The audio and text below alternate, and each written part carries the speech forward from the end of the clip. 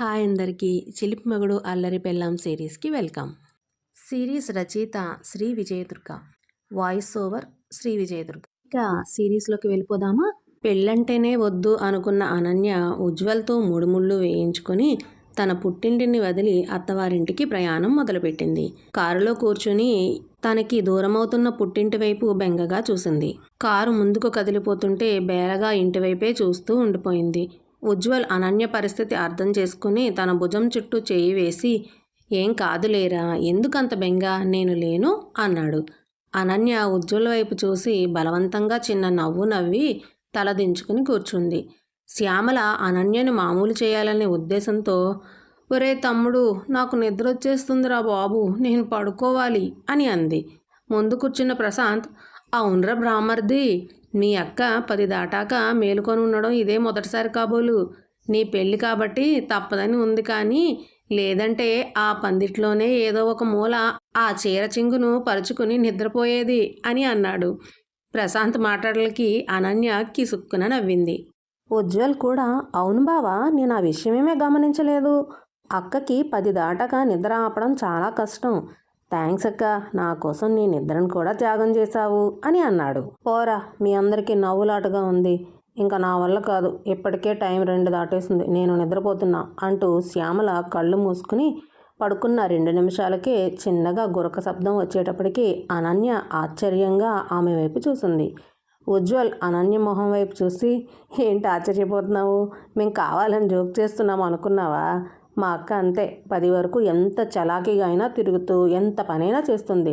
రాత్రి 10 దాటిందంటే తన నిద్రని ఆపడం ఎవ్వరి తరం కాదు. పాపం ఈ రోజు కోసం అని గత 2-3 రోజులుగా ఎక్కువసేపు నిద్రపోయి ఈరోజు తన నిద్రని ఒక 4:30 గంటలు త్యాగం చేసింది అన్నాడు. అనన్య ఆ మాటలకి పెద్దగా నవ్వుతూ, అదేంటండి అంతలా ఉంటారా అని అంది. అవును అన్నాడు ఉజ్వల్. అనన్య ఒడిలో ఉన్న ఒడిబియ్యం సంచిని చూసి, అరే, ఇది ఇంకా నీ ఒడిలోనే ఉందా? అత్తయ్య దీనిని పక్కన పెట్టొచ్చు అని అన్నారు కదా, తీసి నీ పక్కనే పెట్టుకో. అక్క ఎలాగో అటు పక్కకు జరిగి సీటుకి జారబడి పడుకుని ఉంది కదా, ప్లేస్ సరిపోతుంది అన్నాడు. అనన్య ఉజ్వల్ చెప్పినట్టే తన ఒడిలోని సంచిని తీసి పక్కన పెట్టుకుని 2 చేతులు తన ఒడిలో ఉంచుకుని కూర్చుంది. ఉజ్వల్ ప్రశాంత్తో మాట కదుపుతూ, బావా, అన్నీ బాగానే జరిగాయి కదా, ఎవరికి ఏమీ తక్కువ అవ్వలేదు కదా, మన వాళ్ళు ఎవరు ఏమీ గొడవ చేయలేదు కదా అన్నాడు. ప్రశాంత్ క్యాజువల్గా మాట్లాడుతూ, అలాంటిదేం జరగలేదురా, అయినా మీ మావగారు ఏం తక్కువ చేయలేదు, 1కి 2 ఎక్కువే చేశారు, అందుకే వంక పెట్టాలని చూసిన వాళ్ళందరూ కూడా నోరు మూసుకుని కూర్చున్నారు అని నవ్వుతూ అన్నాడు. ప్రశాంత్ మాటలకు ఉజ్వల్ కూడా నవ్వేస్తూ, సరే బావా, నాకు పొద్దున్నుంచి ఈ పెళ్లి హడావిడిలో చాలా అలసటగా ఉంది, నేను కాసేపు నిద్రపోతా. ఇప్పుడు ఇంటికి వెళ్ళాక అక్కడ కూడా గుమ్మం దాటిస్తారట కదా, మేం పడుకునేటప్పటికి తెల్లారిపోతుందేమో, అసలు నిద్రపోయే ఛాన్స్ ఇస్తారో లేదో అన్నాడు. అవునరా బామర్ది, మరో గంట నిన్ను అక్కడ తిప్పుతూ ఉంటారులే, నువ్వు హ్యాపీగా పడుకో, మన డ్రైవర్ బాబాయ్తో నేనుంటానులే అని అన్నాడు ప్రశాంత్. ప్రశాంత్ అలా అనగానే డ్రైవర్ కారులోని లైట్లు ఆఫ్ చేసేశాడు. ఉజ్వల్ దొరికిన ఛాన్స్ని వదులుకోకుండా అనన్య భుజం చుట్టూ చెయ్యి వేసి తన దగ్గరకు లాక్కుని తన గుండెల మీద ఉంచుకుని అనన్య నుదుటి మీద ముద్దు పెట్టుకుని చుట్టూ చేతులు బిగించాడు. ఉజ్వల్ హఠాత్తుగా తనని అలా లాక్కోవడం, పక్కనే ఆడబుడుచు, ముందు బావ డ్రైవర్ ఉండడంతో బిక్కమొహం వేసుకుని ఉజ్వల్ చెవిలో చిన్నగా, వద్దండి, వీళ్ళంతా ఉన్నారు, తప్పు, బాగోదు అని అంది. ఉజ్వల్ కూడా అంతే నెమ్మదిగా, నీ మొహం, వాళ్ళెవరూ మనల్ని చూడరు కానీ కళ్ళు మూసుకుని పడుకో, బావ ఇల్లు దగ్గరికి వచ్చినప్పుడు నిద్ర లేపుతాడు అని అంటూ అనన్యని ఇంకా తన దగ్గరకు లాక్కుని గట్టిగా పట్టుకుని, అన్నూ అంటూ ముద్దుగా పిలుస్తూ కళ్ళు మూసుకుని నిద్రలోకి జారుకున్నాడు. అనన్యకి బెరుకుగా ఉండి నిద్ర రాలేదు. ఉజ్వల్ తనని గుండెలకి హత్తుకోవడంతో ఆ హృదయ స్పందన వింటూ చాలాసేపు మెలకువగానే ఉండిపోయింది. అలా కాసేపటికి ఉజ్వల్ గుండె సవ్వడి తనకి జోలపాటలా మారి అనన్య కూడా కళ్ళు మూసుకుని నిద్రలోకి జారుకుంది. గంట ప్రయాణం తర్వాత ఇంటికి చేరుకోనే సమయానికి ప్రశాంత్, రే ఉజ్వల్, ఇల్లు వచ్చేసిందిరా, ఇంక లేవండి అన్నాడు. బావ మాటలకి ఉజ్వల్ కళ్ళు తెరిచి తన గుండెల్లో ఒదిగిపోయిన నిద్రపోతున్న అనన్యని చూసి ఇంకా బలంగా హత్తుకుని అనన్య చెంప మీద చిన్నగా తడుతూ, అన్ను లేరా, ఇల్లు వచ్చేసింది అని చెప్పాడు. అనన్య నిద్రమత్తులోనే, నానమ్మ, నాకు నిద్ర వస్తుంది, నేను ఇంకా పడుకుంటాను అంది. అనన్య మాటలు విన్న ఉజ్వల్, ప్రశాంత్ చిన్నగా నవ్వుకుంటూ, పాపంరా, ఇంకా తన ఇంట్లో వాళ్ళ నాయనమ్మ పక్కన పడుకున్నాను అని అనుకుంటుంది. పిచ్చి పిల్ల, త్వరగా నిద్రలేపు, అదిగో మన వాళ్ళంతా బయట ఎదురు చూస్తున్నారు అని ప్రశాంత్ అన్నాడు. దూరంగా ఇల్లంతా లైటింగ్తో, కొబ్బరి ఆకుల పందిరి నిండా రంగురంగుల దీపాలు వెలుగుతూ ఉండగా ఆ పందిరిలో వీరి కోసమే చూస్తున్న సావిత్రి, స్రవంతిలను చూపించాడు. ఉజ్వల్ అనన్యను మరోసారి తట్టి లేపాడు. నిద్రమత్తులో లేచి చూసిన అనన్యకి తన కళ్ళ ముందు పూలదండలు కనిపించడంతో తలెత్తి పైకి చూసింది. ఉజ్వల్ తన వైపే నవ్వుతూ చూడడంతో తను ఎక్కడుందో గుర్తుకు వచ్చి చప్పున వెనక్కి జరిగి కూర్చుంది. ఉజ్వల్ అనన్య భుజం మీద తడుతూ, నువ్వు అంత ఉలిక్కి పడాల్సిన అవసరం లేదు, నీ పక్కన ఉన్నది నేనే. ఇంటికి వచ్చేసాము, అదిగో చూడు, ఆ లైటింగ్ కనిపిస్తున్నదే మన ఇల్లు అని చూపించాడు. అనన్య కళ్ళు పెద్దవి చేసుకుని తన అత్తవారిల్లు ఎలా ఉందో అన్నట్టుగా కారులో నుంచే చూస్తూ అంచనా వేసింది. ప్రశాంత్ ఉజ్వల్తో, ఒరే, మీ ఆవిడని లేపితే సరిపోతుందా, మీ అక్కని నిద్రలేపు అన్నాడు. ఉజ్వల్ లేపడంతో శ్యామల నిద్రలో జోగుతూనే, అప్పుడే వచ్చేసామా, వెళ్ళగానే మంచం ఏది ఖాళీ ఉందో వెతుక్కుని అర్జెంటుగా దాని మీద పడిపోవాలి అంది. కారు ఆగడంతోనే శ్యామల తన పక్కన ఉన్న ఒడిబియ్యం సంచిని అనన్య బయట చెంగులో సర్దిపెట్టి వేరే వైపుగా దిగింది. ఉజ్వల్ ముందుగా కారు దిగి ఆ తర్వాత అనన్య చెయ్యి పట్టుకుని జాగ్రత్తగా దించాడు. అనన్య కారు దిగగానే తన వెనక కారులోంచి వచ్చిన భారతీ, శారద ఆమె పక్కన చేరారు. వాళ్ళిద్దరినీ చూడగానే అనన్య కళ్ళు మతాబుల్లా మెరిశాయి. పిన్ని, మీరిద్దరు కూడా వచ్చారా అని అంది. వాళ్ళిద్దరూ నవ్వుతూ, పిచ్చిపిల్ల, లేకపోతే నేను ఒక్కదాన్ని పంపించేస్తాం అనుకున్నారా? మొదటిసారి కదా, అందుకే మేము కూడా తోడు వచ్చాం అంది భారతి. మరెందుకు పిన్ని నాకు ముందు చెప్పలేదు అంది అనన్య. వాళ్ళిద్దరూ అనన్య ముక్కు పట్టుకుని ఊపుతూ, ఇదిగో నీ కళ్ళల్లో ఇంత సంతోషం చూడ్డానికే అన్నారు. ఉజ్వల్ అనన్యకి వాళ్ళ పిన్నులతో ఉన్న అనుబంధాన్ని చూసి సంతోషపడ్డాడు. స్రవంతి, మంజుల ఎర్రనీళ్లతో ఎదురు వచ్చి ఇద్దరికీ దిష్టి తీసి లోపలికి తీసుకుని వెళ్ళి ముఖద్వారం ముందు నిలబెట్టారు. ముఖద్వారం మూసి ఉండడంతో అనన్య ఉజ్వల్ వైపు ప్రశ్నార్థకంగా చూసింది. శ్యామల వాళ్ళిద్దరితో, మీ ఇంట్లో ఎలా అయితే పేర్లు చెప్పి గుమ్మం దాటించారో ఇక్కడ కూడా అదే విధంగా దాటాలి. కాకపోతే అక్కడ మీ చెల్లెలు కాస్త మంచివాళ్లలా ఉన్నారు, చాలా త్వరగానే వదిలేశారు. ఇప్పుడు ఆ తలుపోతలు ఉన్నవాళ్ళు రాక్షసులకి ప్రతిరూపాలు. మిమ్మల్ని ఎంతలా ఏడిపించి ఆడుకుంటారో ఏంటో, నాకైతే సంబంధం లేదబ్బా, నేను మాత్రం అందులో ఇన్వాల్వ్ అవ్వను అంది. అనన్య భయంగా ఉజ్వల్ వైపు చూసేసరికి, ఏం కాదులే, వాళ్ళకంతా సీన్ లేదు అని అతను కళ్ళు ఆర్పాడు. అనన్య సరే అని తలదించుకుని ఉండిపోయింది. 2 నిమిషాలు అవుతున్నా అటువైపు నుంచి ఎటువంటి అలికిడి లేకపోయేసరికి ఉజ్వల్, రేయ్, మర్యాదగా తలుపు తీస్తారా లేక నేను తోసుకుని వచ్చైనా అన్నాడు. ఉజ్వల్ అలా అనేసరికి, ఏది తోసి చూడు అని ఒక గొంతు వినపడింది. అనన్య భయంగా ఉజ్వల్ దగ్గరికి వెళ్ళిపోయేసరికి ఉజ్వల్ ఆమె భుజం చుట్టూ ఒక చెయ్యి వేసి మరో చేతితో తలుపుల్ని ముందుకు తోశాడు. 2 తలుపులు తెరుచుకోగానే వారి ముందుకు ఏదో వేగంగా దూసుకువచ్చింది. వచ్చేదాన్ని చూసి అనన్య భయపడి ఉజ్వల్ వైపు తల తిప్పి అతన్ని గట్టిగా హత్తుకుపోయింది. తలుపులు తెరవగానే వాటికి కట్టిన దారాలు తెగిపోయాయి. దాంతో మరోవైపు అమర్చిన ఒక చిన్న బాణం లాంటిది ఉజ్వల్ అనన్య వైపు దూసుకువచ్చింది. అది గుమ్మం పైన ఉన్న పెద్ద బెలూన్కి గుచ్చుకొని పేలడంతో వాళ్ళిద్దరిపై పూలవాన కురిసింది. తనపై పడుతున్న పూలవానను చూసి అనన్య ఒక్కసారిగా ఉలిక్కిపడింది. చుట్టూ తన అత్తగారింటి వాళ్ళు ఉండడంతో భయంగా ఉజ్వల్కు దూరం జరిగి తల వంచుకుని నిలబడింది. ఉజ్వల్ ఆమె వీపు మీద చిన్నగా తడుతూ, అరే, నేను చెప్పానా నీకు ఇలా ఉలిక్కిపడొద్దని అని అనునయిస్తూ, ఒరే, ఏంట్రా మీ అల్లరి, అసలే అర్ధరాత్రి అలిసిపోయి ఉన్నాం, మీరు ఈ స్థాయిలో భయపెడితే ఎలా, ముందు బయటికి రండి అని పిలిచాడు. ఉజ్వల్ పిలవగానే 5 పిల్లలు ఒక సైన్యంలా గుమ్మం లోపల ప్రత్యక్షమయ్యారు. 5.5 అడుగుల నుంచి 2 అడుగుల ఎత్తు వరకు వరుస క్రమంలో ఉన్న ఆ పిల్లలను చూసి అనన్య ఆశ్చర్యంగా ఉజ్వల్ వైపు చూసింది. ఉజ్వల్ వాళ్ళను చూపిస్తూ, వీళ్ళంతా మా అక్కల పిల్లలు, ఈ 2 పెద్దక్క పిల్లలు, మధ్యలో ఉన్న 2 మధ్యక్క పిల్లలు, ఆ చివర ఉన్న బుల్లి రాక్షసి మా చిన్నక్క కూతురు అని పరిచయం చేశాడు. అనన్య వాళ్ళ వైపు చూసి పలకరింపుగా చిన్న నవ్వు నవ్వింది. ఉజ్వల్ గుమ్మం దాటబోతుంటే స్రవంతి పెద్ద కొడుకు మాధవ్, ఎక్కడికి మావయ్య వచ్చేస్తున్నావు, మిమ్మల్ని అంత ఈజీగా ఎంట్రీ లేదమ్మా, నువ్వు అత్త అక్కడ ఉండాల్సిందే అన్నాడు. అనన్యను అత్త అని పిలవడంతో అనన్య చాకి చాలా కొత్తగా అనిపించింది. తనకంటే ఎత్తుగా ఉన్న పిల్లవాడు తనను వచ్చి అత్త అని పిలుస్తుంటే లోపలే నవ్వుకుంది. ఉజ్వల్ కోపంగా చూస్తూ, రేయ్, ఉదయం నుంచి ఈ పెళ్లి హడావిడిలో బ్యాటరీ డౌన్ అయిపోయింది. ఇంకా ఓపిక లేదు. అర్జెంటుగా వెళ్ళి నిద్రపోవాలి. ఇప్పుడు నువ్వు ఇక్కడ పజిల్స్ పెట్టకు. ఏమైనా ఉంటే రేపు చూసుకుందాం. ఇప్పటికే చాలా టైం అయిపోయింది అన్నాడు. స్రవంతి రెండో కొడుకు మౌనీష్ మాట్లాడుతూ, పెళ్లి సందడిలో నువ్వే కాదు బాబు, మేము కూడా అలసిపోయాం.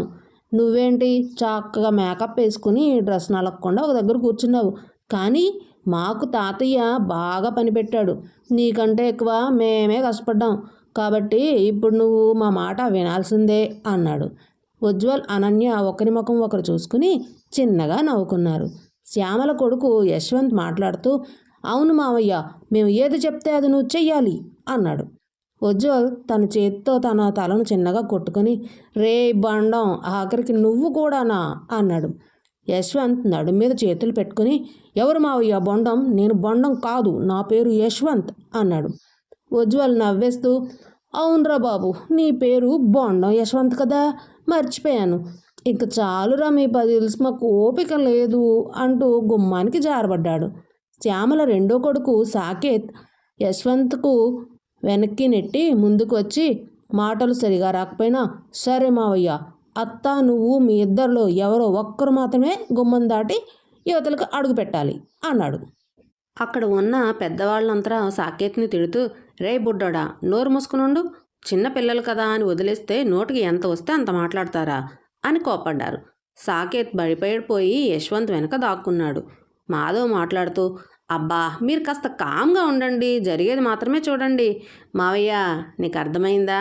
ఎవరో ఒక్కరు మాత్రమే గుమ్మం దాటి అడుగు పెట్టాలి అని మళ్ళీ చెప్పాడు. ఉజ్వల్ మాధవ్ వైపు చూసి, అమ్మ పిల్ల వెదవా, ఇంత లేవు, అప్పుడే నీకు ఇన్ని వేషాలా, చెప్తా నీ సంగతి అంటూ తన పక్కనే ఉన్న అనన్యను అమాంతం నడుం పట్టుకుని పైకెత్తి తను ఒక్కడే గుమ్మం దాటి లోపలికి అడుగుపెట్టాడు. ఉజ్వల్ అనన్యుని ఎత్తుకుని గుమ్మం దాటగానే అతని మేనల్లుళ్ళంతా గోల చేస్తూ అరిచారు. పెద్దవాళ్లంతా బుగ్గలు నొక్కుకుంటూ సిగ్గుపడుతూ తల తిప్పుకున్నారు. అందరి ముందు ఉజ్వల్ తనని అలా ఎత్తుకునేసరికి అనన్య బిక్కమొహం వేసుకుంది. వెనకే వచ్చిన శ్యామల, స్రవంతి ఉజ్వల్ వీపు మీద చరుస్తూ, గాడిద, వాళ్ళేదో చిన్నపిల్లలు, బుద్ధి లేదు అంటే నువ్వేమిట్రా వాళ్ళతో కలిసి ఇలా చేస్తావు, పాపం అమ్మాయి చూడు బెదిరిపోయింది అని మందలించారు. అనన్య పక్కకు వెళ్ళి, పెళ్లిలో ఇలాంటివన్నీ సహజమేలేమ్మా, నువ్వేమీ అంతా సిగ్గుపడాల్సిన అవసరం లేదు అని ధైర్యం చెప్పి వాళ్ళిద్దరినీ పూజ గదిలోకి తీసుకుని వెళ్ళి దీపం వెలిగించమన్నారు. అక్కడ సిద్ధంగా ఉన్న పెరుగన్నం, బూరెలు, అరటిపండును చూసి ఆ ఇద్దరు అయోమయంగా చూసుకున్నారు. తప్పదురా, అక్కడ ఏది చేశారో ఇక్కడ అదే రిపీట్ అవుతుంది అని చెప్పానుగా, కానివ్వండి, మళ్ళీ మళ్ళీ చెప్పించుకుంటే బాగోదు అంది శ్యామల. తప్పదు అన్నట్టుగా ఒకరికొకరు తినిపించుకుని పైకి లేచారు. అది అవ్వగానే ప్రతి గుమ్మం దాటిస్తూ లోపలికి తీసుకుని వెళ్ళారు. ఎన్ని గుమ్మాలు దాటుతున్నా గదులు వస్తూనే ఉన్నాయి. అనన్యకు అంతా ఆశ్చర్యంగా అనిపించింది. ఉజ్వల్ అనన్య ఫీలింగ్ అర్థం చేసుకుని, అప్పుడేమైపోయింది, ఇంకొక 6 గుమ్మాలు ఉన్నాయి, ఆ తర్వాత పెరట్లో ఉన్న వంటగది, చావిడి గుమ్మం కూడా దాటాలి అన్నాడు.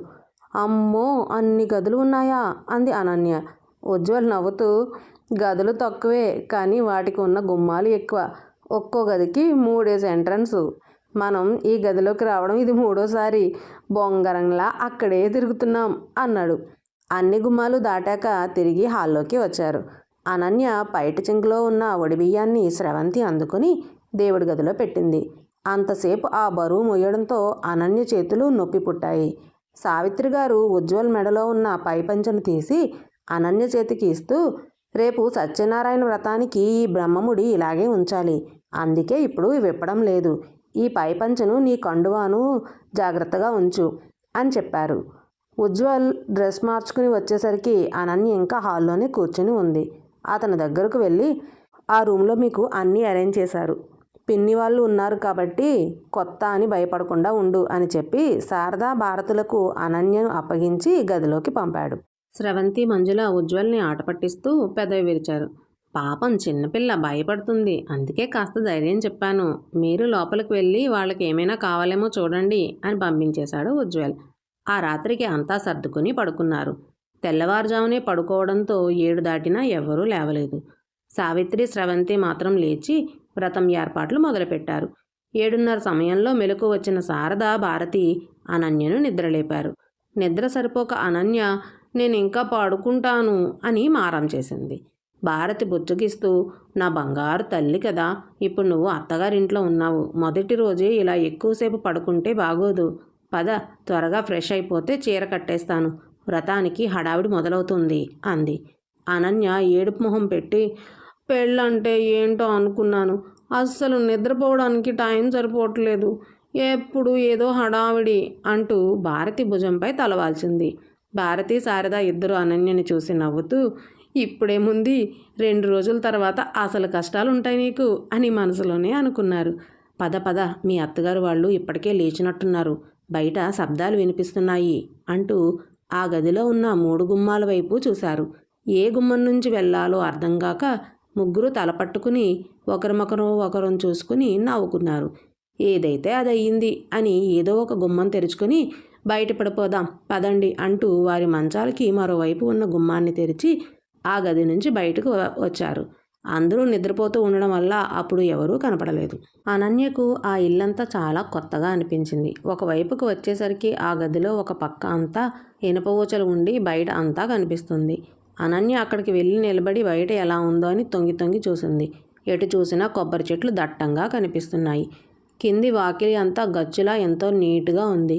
రోజు పేడతో కల్లాపి చల్లి వేస్తారేమో. నేలంతా పచ్చగా మెరుస్తుంది. గుమ్మం ముందు వేసిన ముగ్గు తెల్లగా పువ్వులా కనిపిస్తుంది. సావిత్రి, స్రవంతి అక్కడే తిరుగుతూ పనివాళ్లతో పని చేయిస్తున్నారు. కటకటాలు పట్టుకుని చూస్తున్న అనన్యని చూసి, ఓ నువ్వు లేచావమ్మా, కాసేపు పడుకోవాల్సిందిగా. పంతులు గారు 11 గంటలకు వస్తానన్నారు. రాత్రి అంతా నిద్రలేదు, మళ్ళీ తలపోటు వస్తుందేమో అని సావిత్రి అన్నారు. పర్వాలేదు అత్తయ్య అని అనన్య చిన్నగా అంది. స్రవంతి వాకిలి నుండి మెట్లు పైకి వచ్చి బయట వైపు గడపెట్టిన ఆ కటకటాల తలుపును తీసి లోపలికి వచ్చింది. అనన్యను, శారదను బయటకు తీసుకుని వచ్చి బాత్రూం చూపించింది. మెట్లు దిగి వాకిలిలోకి వచ్చిన అనన్యకు అక్కడ చుట్టూ చూసి మతిపోయింది. వెనకవైపు పెరడు చాలా పెద్దగా ఉంది. ఒక పక్క ఖాళీ స్థలం, మరో పక్క చిన్న షెడ్డు ఉండి అందులో ఆవు, గేదె కూడా ఉన్నాయి. రాత్రి చీకట్లో అసలు ఇల్లు ఎలాంటిదో తనకి తెలియలేదు. తను అమాయకంగా వారు ఉండే ఊరి ఇల్లు లాంటిదే కాబోలు అనుకుంది. 4 అడుగులు ముందు వేసి వాకిలి మధ్యలోకి వెళ్ళిన తర్వాత వెనక్కి తిరిగి ఆ ఇంటిని చూసిన అనన్య షాక్ తగిలినట్టుగా నోరు తెరిచింది. శారదా, భారతి అనన్య పక్కకు వచ్చి, ఏంటి అంత షాక్గా చూస్తున్నావు అని అడిగారు. పిన్ని, ఈ ఇల్లు పెంకుటిల్లా? మన అమ్మమ్మ వాళ్ళ ఇల్లు ఉంటుంది కదా, అలాంటిదా అని అడిగింది అనన్య. శారదా, భారతి నవ్వుతూ, ఏమే అలా ఉండకూడదా ఏంటి అన్నారు. అబ్బా లేదు పిన్ని, నాకు ఇలాంటి ఇల్లు అంటే చాలా ఇష్టం. అందుకేనా అన్ని గుమ్మాలున్నాయి.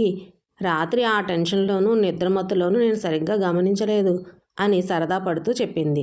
సావిత్రి గారు అనన్య తల మీద చెయ్యి వేసి, నీకు నచ్చిందా తల్లి ఇల్లు అని అడిగారు. ఇల్లు నాకు చాలా నచ్చింది అత్తయ్య, కానీ ఇల్లు ఇంకా పూర్తిగా చూడలేదు. రాత్రి చీకటి వల్ల సరిగ్గా గమనించలేదు అంది అనన్య. సావిత్రి గారు నవ్వుతూ ఆమె బొగ్గ మీద తట్టి, చూద్దులే తల్లి, ఇక్కడేగా ఉంటావు అని చెప్పి వాళ్ళకి అవసరమైనవన్నీ చూసి పక్కకు వెళ్ళారు. అంతా బాగానే ఉన్నా ఇంటికి కాస్త దూరంగా బాత్రూమ్ ఉండడంతో అనన్యకు కాస్త ఇబ్బంది అనిపించింది. శారదా, భారతి కలిసి అనన్య జడ విప్పి తలకి అంటుకుపోయిన జీలకర్ర, బెల్లం ముద్దను తీసి కుంకుడు పులుసుతో బాగా రుద్ది స్నానం చేయించారు. స్నానం చేసి వచ్చిన తర్వాత అక్కడే చీర కొట్టుకోవాలి అంటే తడితడిగా ఉండడంతో అనన్య ఇబ్బంది పడింది. అనన్యకు చీరను మామూలుగా చుట్టి భుజం మీద నుంచి కప్పి శారద బయటకు వచ్చి స్రవంతికి సైగలు చేసి పిలిచింది. ఏంటి అత్తయ్య, ఏం కావాలి అని అడిగింది స్రవంతి. శారద కాస్త మొహమాటంగా, ఏమీ లేదు, అమ్మాయి స్నానం పూర్తయింది, చీర ఇక్కడ తడిచిపోతుందని కట్టలేదు. ఇంట్లోకి తీసుకెళ్దామంటే ఎక్కడ వాళ్ళు అక్కడ పడుకుని ఉన్నారు. అందుకే ఏం చేయాలా అని పిలిచాను అన్నారు.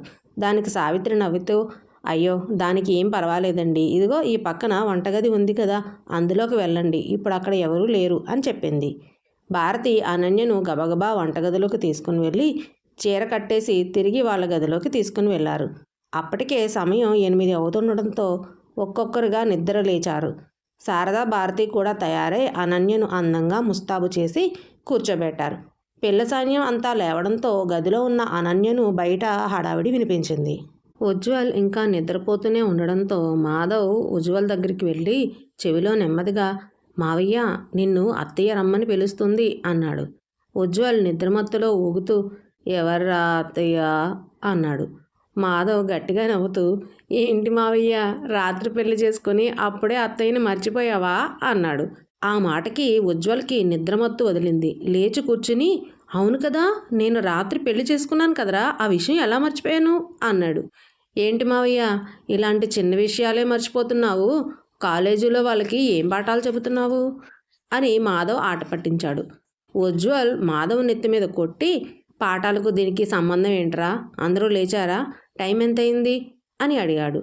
టైం 9 అవుతుంది మావయ్య, అమ్మమ్మ నిన్ను లేపమని చెప్పింది, అందుకే అత్తయ్య పిలుస్తుంది అని లేపాను. నువ్వు అత్తయ్య పిలుస్తుంది అనగానే చెంగు చెంగుమంటూ లేచి పరిగెడతావు అనుకుంటే అత్తయ్య ఎవరు అని గాలి తీసేశావు అని దిగాలుగా మొహం వేసుకుని చెప్పాడు మాధవ్. ఉజ్వల్ నవ్వుతూ మాధవ్ తల మీద ఒకటిచ్చి నువ్వు నన్ను మార్చలేవురా, సరే పద ఈవేళ ఏం చెయ్యాలో, అమ్మమ్మ ఏదో పూజ అని చెప్పింది కదా అని మేనల్లుడి భుజం మీద చెయ్యి వేసి ముందుకి నడిచాడు. పెరట్లోకి రాగానే ఆ కటకటాల మెట్ల మీద మామ అల్లుళ్ళు కూర్చున్నారు.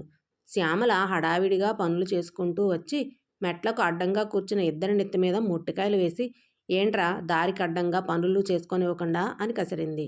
ఉజ్వల్ మాధవ్ ఒకరినొకరు చూసుకుని కొద్దిగా పక్కకు జరిగి దారి ఇచ్చారు. మీ ఇద్దరికీ ఇలాగే ఉంటుందిలే, మీ ఇద్దరూ ఒకచోట చేరితే ఎవరూ గెలవలేరు అని తిడుతూ శ్యామల వంటగదిలోకి వెళ్ళిపోయింది. సావిత్రి గారు వచ్చి కొడుకు తల నిమురుతూ ఏరా నాన్న నిద్ర పట్టిందా, అలసట తీరిందా అని అడిగారు.